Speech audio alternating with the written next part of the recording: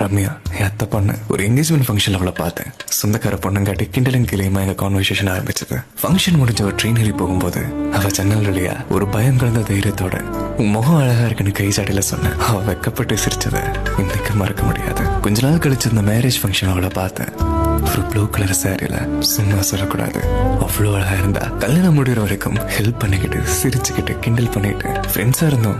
நிறைய phone calls, நல்லா close ஆனோம். 2 பேர்த்தோட கேரக்டரையும் புரிஞ்சுக்கிட்டோம். எனக்கு பொண்ணு பார்க்க ஆரம்பிச்சாங்க.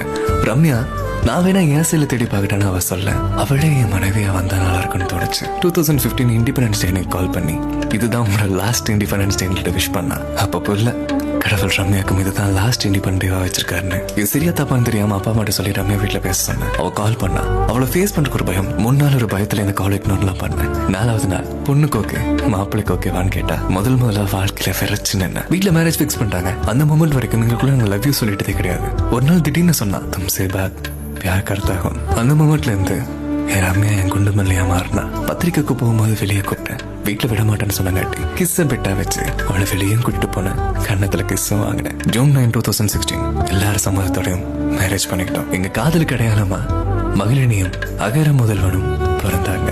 8 வருஷம் ஆச்சு. இன்னும் எங்க காதல் அழகா பெருகிட்டு தான் இருக்கு. ஹாப்பி வெட்டிங் ஆனிவர்சரி என் குண்டு மல்லி. Creative memories ஆஷியாட்ஸ்.